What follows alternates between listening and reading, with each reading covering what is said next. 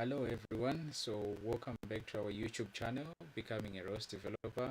Today we've got one of our students, Shivam, who has completed the course ROS Basics in 5 days, and he's going to be giving his presentation, and we'll see him demonstrate what he has managed to develop on a real robot, and we'll get through into the details about how he managed to do it, and we'll also see the code base that he used, that he developed for the specific task. So I will now hand over the floor to him so that he can begin sharing the screen and showing us the demonstration on a real robot. All right, Shivam, over to you.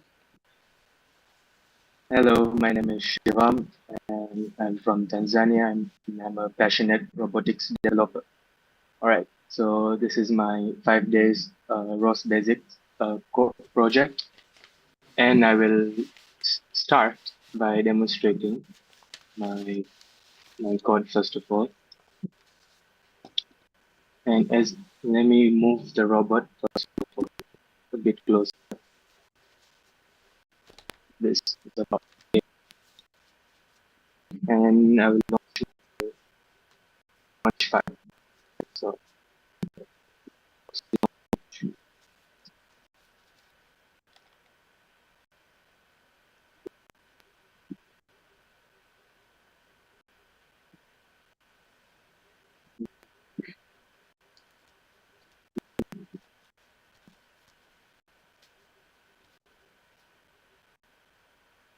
okay, you can go fast. All right. Already starting to time. Now it's going around. All right. Can you enlarge the? You didn't get the chance to see the final part. Yeah, it just we can restart. Just enlarge the screen a little bit. That shows the All robot right, moving. all right. I'll enable this first. I'll restart Okay. All right. this. Yes. Okay. Now, Yeah, it's big now. so, It's all right. start my launch. Okay. So the road will first of all Mm-hmm. because the service file started. All right. So looking for the closest one, and see the robot is moving towards the All right.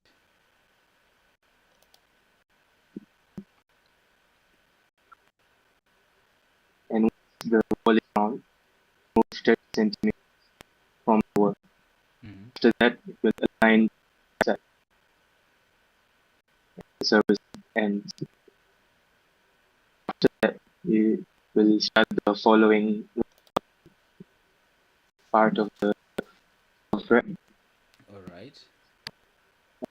Now I can show you the action like that. First, it,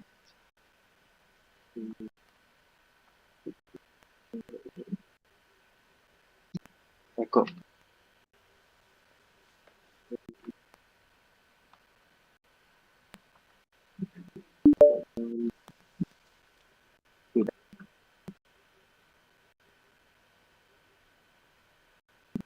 So this is the feedback system. Mm-hmm. I can put the echo the goal in the result. Okay. So when the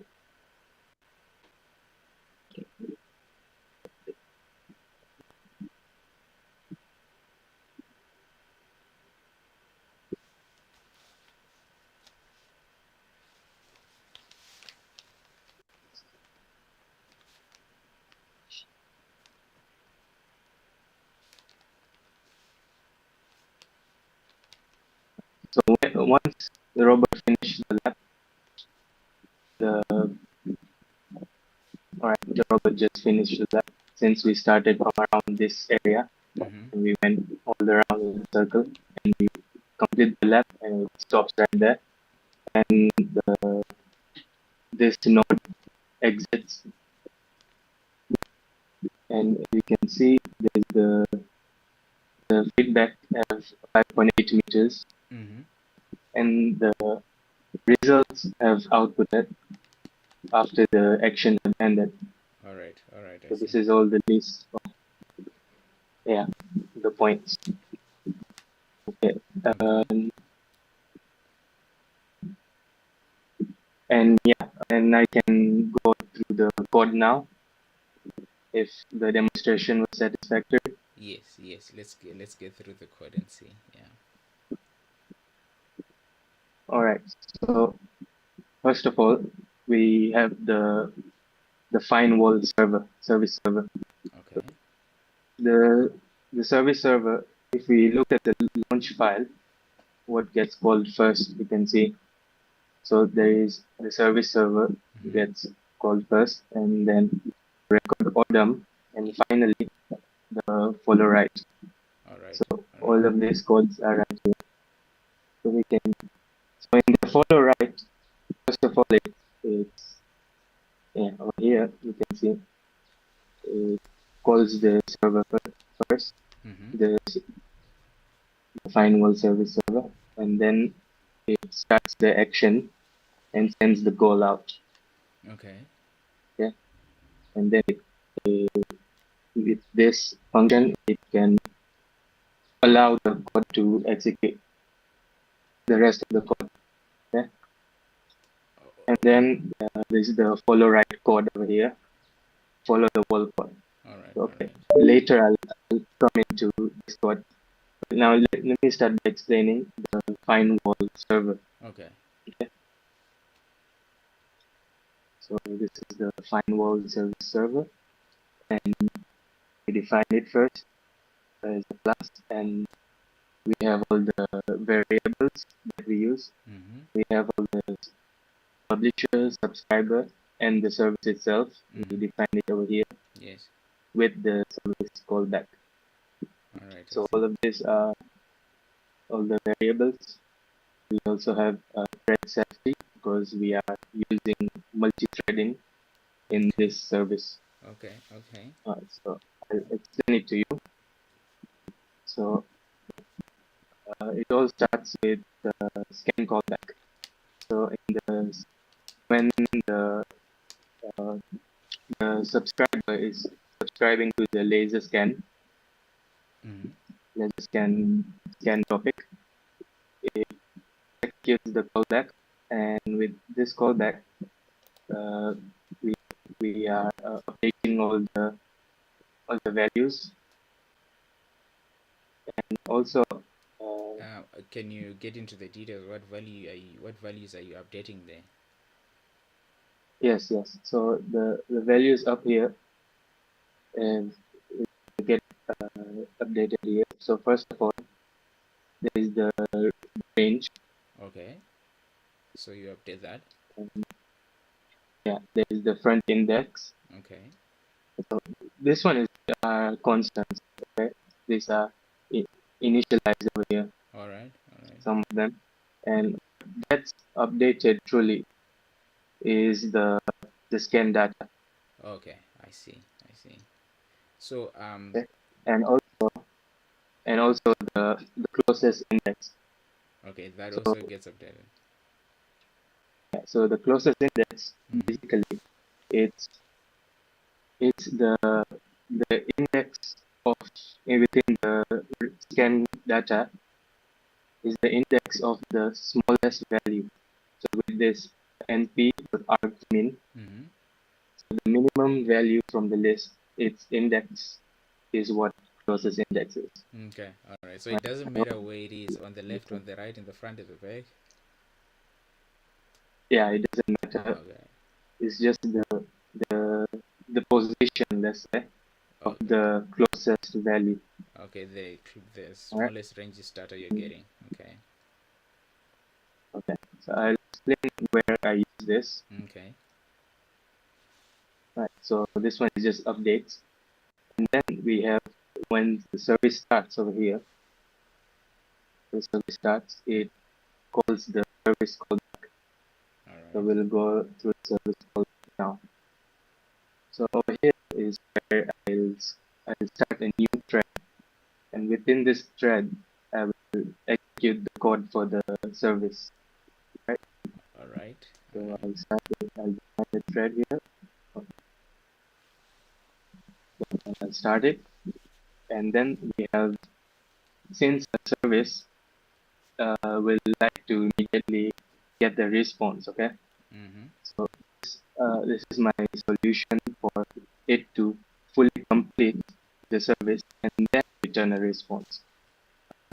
So, so it waits for the thread over here. This is the while loop, which waits for the thread, check if the thread is alive, and then it waits for it over here, so that it delays the code. So and then there is, and finally, once it's done, once the thread dies, it returns the response. Okay.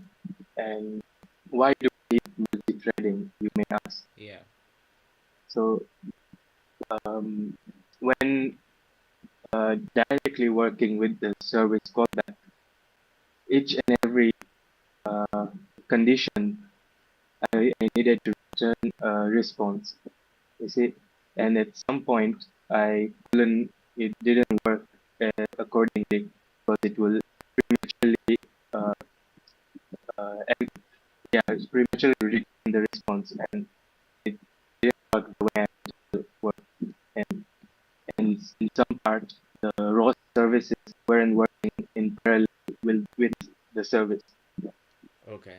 So are you saying that it was returning prematurely because it was blocking, or what was going on? Because normally with multi-threads, right, the whole point is that one output might probably be blocking the other one that you want to have concurrently.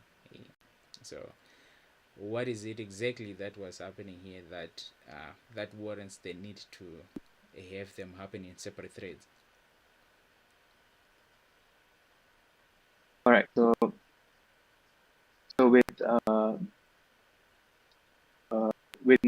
normal way with the service, if I had all the conditions to check robot movement, Yes. and within the service callback, I'll have, if we scroll down here to the process service request, in each and every condition, it will treat it as a separate ending. You see, so this one will be the ending, and then it will need to return the twist command, the twist message you need to publish. Okay. And after that, it will treat it as an ending, and then I will need to return the service response, the final response. Oh, okay. So I see what you mean. To avoid that, and to properly use the scan data and get it updated, I needed to have a multi-threading solution. So you have the check for each and every parameter happen in a separate thread. Is that what you say? No, it's not. There's only two threads. Just this thread. Okay. The service code start. Okay. Okay. So, and now we go to thread with the service function. So, first of all, also we use thread logging.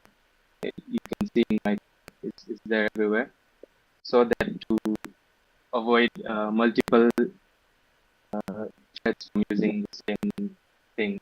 Right. Yes. Prevent race conditions. Yeah. Okay. To prevent risk. Okay, so over here, this is checks for the service, if it has started or not. If it has, then there's a start service, and then we have a try except loop, and this is where the code starts. These variables on top are there to check the state, to track down where the robot is. Okay. So in the first loop, in while loop, if ROS-Pi is not shut down and the service is active. This is what it's going to do at the start. Okay, all right, I see. Okay. So first of all, when the service is started, the robot needs to find the target. Okay. Mm-hmm. And it needs to lock down into a target. So, so when we initialize this variable called target rotation, it's set to none. And this Okay. is where the either the robot moves clockwise or anti-clockwise will be determined. So in this if else over here, so if we are checking for this condition over here, if the closest index is greater than the front index, Mm-hmm. so this checks with either the closest place, the closest wall in this case, is either to the right or left. Okay. According to that, update this target rotation, either the positive angular speed or the negative angular speed, right? All right. All right. And then we'll have a lock target. And after that, once the target is locked, we are going to use this over here. Over here, there is another checking condition. Over here, it just checks for the tolerance. So if the tolerance, so the tolerance is the value which we is about where we want it. All right. Okay. So, what difference would do you think it makes if it starts to rotate? Let's say instead of choosing counterclockwise, it chooses clockwise. What difference do you think it would make to its figuring out where the wall is in the first place? Yeah. So before this, my early I just had the robot moving in one direction. Yeah. Okay. Okay. So that's counterclockwise alone. Let's say. And yeah, okay, counterclockwise. And there was a, a point where there was two closest distance. So if the robot moves, so the current closest distance, so it was not locking its target. It moved counterclockwise in this case, and then changed the closest index, and then it started move the other way, and then So it would not be able to yeah, figure out which wall it's supposed to follow, right? Let's say it's stuck in a corner, right? It will be yeah, difficult it's for it to tell should I follow the wall on the left or on the right because the index keeps changing. Is that what you're saying? yeah. Okay, I see what you mean. Okay, go ahead. So this is a solution of locking down the target over here. All right. And then over here it changes the rotation uh, until the tolerance is met, and keeps rotating towards the target. And after that, there's a second phase. The second phase is going 30 centimeters towards the world. So over here, uh, right here, right here is where it checks whether it's the target distance and the front distance, and there is a tolerance as well. The tolerance, Okay. and it either moves front or backwards until it reaches the 30 centimeter distance tolerance. Mm-hmm. It's all set over here. So you The distance tolerance. from what you're saying that your target distance, you're saying that is the distance that the robot is supposed to keep between itself and the wall. Is that right? Yes, Okay, and then there is precisely. the front distance that determines how far it is to the closest perpendicular wall or to any obstacle. So the first distance is just what's in front of it. What's in front of it? I see. Okay. Okay. Yeah, the distance in front of it. All right. All right. Let's go Yeah. on. So yeah, okay, okay. So it updates and it publishes the list. So it moves forward or backwards in this case over here.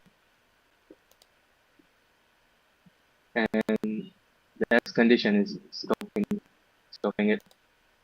And once it reaches the 30 centimeter, the else condition is going to come, and this will change, move 30 centimeter to true, and then it will bypass this whole uh,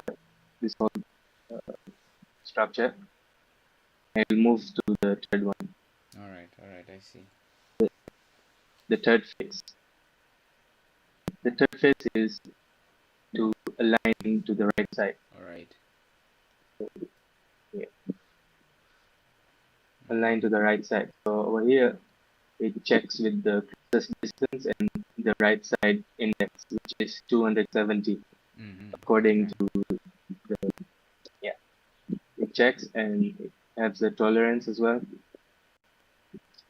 And over here, it's the rotating. Again, similar to the first one, at the right or left. And then it rotates.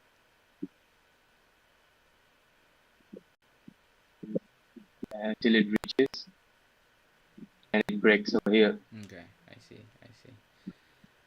And then once it reaches that point, it goes to the finally here, since it break all the conditions here. Yeah.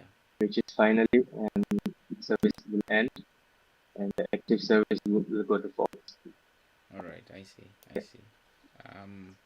I think you've got 2 more minutes if there's other sections of code you would want us to look at. Otherwise, we would get into the questions now. All right. I'll go to the odometry part. All right. Quickly. So over here is basically we are getting the distance. So we're getting the current position, okay, of the robot from the odom. Is the odom subscriber here. We're getting the current position, and then we are equating the dy and dx. And we have the square root of dy and dx squared, which gives us the distance. And then we are adding it in the total distance over here. And this is based on the timer. So each second, according to the instructions, each second we record it. Okay.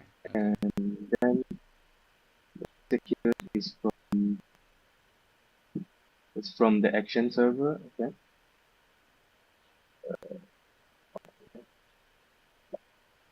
And it's all list over here. Basically what it does, there is there's a tolerance as well. Until okay, the question you might ask is, how does it know whether lap has completed? Yeah, I was going to get to that. Yeah. So over here, we basically check for the position, the x and the y. Okay. And the dy, there is a tolerance of 30 centimeters. So if it matches the tolerance, the dy and the dx, so dy and dx is the current position minus the starting position. Okay. So it's like you're checking Euclidean distance away from the beginning. Yeah. Okay. Your current position and your starting position, and then there's a tolerance. If you absolute it. Okay, so you're putting the tolerance of 30 because okay, go ahead.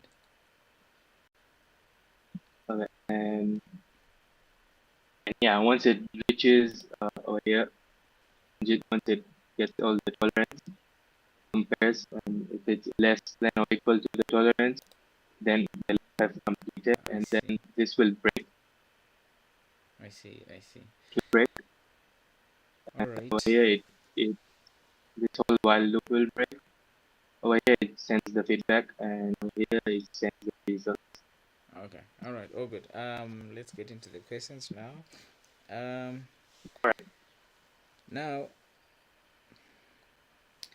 my first question clearly was going to go to how you manage to keep track of the distance, right? But anyway, there's still more that we can speak about in regards to that. So, what happens when your robot reaches the furthest corner, right, and it starts coming back? Obviously, or the best is that you're getting your Euclidean distance from your zeroth point, which is where it starts. That distance will start reducing, shrinking, unless there is a way you are keeping the distance independent of its original position on the grid, right?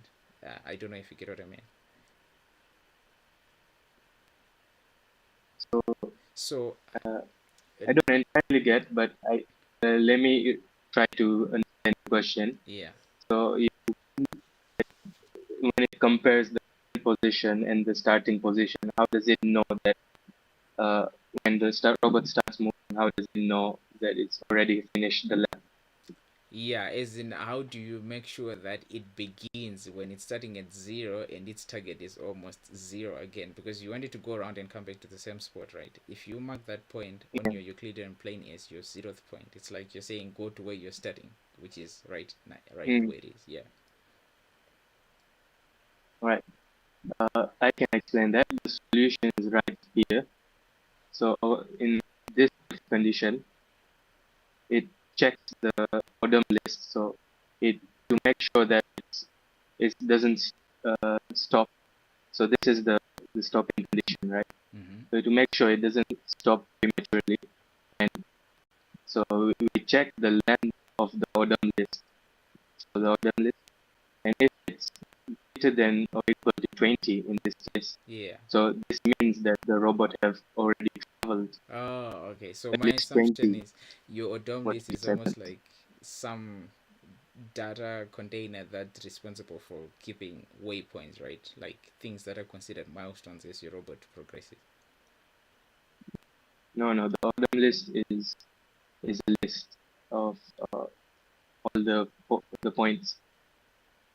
Yes, all the points that it has passed, right? Yeah. Okay, so they have to be known beforehand. What points are those? Are you going to like spot them, scatter them across the track, or mark them as waypoints in some type? Um, Okay, all right. I think to make it easier, right? I do understand how you went about it. Do not worry about that follow up question, but I wanted to understand that how would you be able to deal with the fact that your robot cannot start if it assumes that the beginning and the end are the same thing. There has to be other conditions like this that you say it checks to find mm, if the ODOM list is empty or not, right? So that's good. That's good on that part. My other question all right. was um, so you used one launch file, right? So your launch file launches all the other executables that you do have, right? And in the process of launching, how do you ensure that you get the service, you get the scan for to find the wall first before the robot starting to move or anything? How do you ensure that happens? All right. So uh, we we have the service server started first, Okay, I and then see. the odom sorry the action server as well, Mm-hmm. and then finally we have the follower. Yeah. Where over here, if you notice, we we call the server first, All okay, right. the service server, Uh-huh. and until it returns the response, Okay. it wouldn't go to all these other pods. Okay. So it cannot invoke the record ODOM or anything else that is to happen. So it is responsible for making sure that everything happens in order. Yes. All right. All right. Do I have any other questions? Uh, All right. On the multi-threading part, right? Is there anything more you can say about it? Because I wanted to understand, um, which parts of your code did you put in separate threads, right? Which ones exactly were giving you problems? Is it just the scan for the laser scan, the scan topics, right, where they are broadcasted, or it's just the fact that you wanted to keep odometry separate from what's coming from the laser scanner? It's this function process service request. All right. So, Just this function. okay, Yeah. describe the responsibility of that function so we can. So this function is responsible for the service itself, Okay, which which is searches scan, for the wall right? and aligns it. So it's always running, right? As the robot goes on, it's always running and checking. Am I too close to the wall? Am I too close to the wall? Right. No, it only runs when you call the service. Right. So. So when this is started, then you Mm-hmm, call it. This one is just for the delay, mm-hmm. So and you delay the response. I see. I see. So if it only runs before the robot starts doing anything else, despite the fact that you encounter problems, do you think it's still necessary to have it in a separate thread? In a separate thread, right? Because the robot is not doing anything else. It's just trying to find out, have I found the wall yet before I start moving? Just off the top of your head, don't think about what you have encountered yet. Yeah. Would it be logical to I have it in a separate thread? What would the other thread be doing? uh, the other thread is just waiting to give a response, Okay. and the main thread is doing all the work. Right. I see. Okay. All right. Yeah. I I understand your logic in part there. All right. Let's say well done, Shivam. I liked your presentation. You went into the details about how you managed to accomplish the task. And yeah, we're gonna just wrap up here, and then we'll finish our meeting on Zoom. All right. All right. Thank you very much, everyone. All right, so this was Shivam's presentation on ROS Basics in 5 days, and I would like to congratulate him for the job well done. So, if you are keen on trying the courses that we do offer certificates on, we highly encourage you to, so that you keep improving your knowledge about ROS, ROS 2, and all the basics of robotic software development. So, until next time, keep pushing your ROS learning. Bye bye.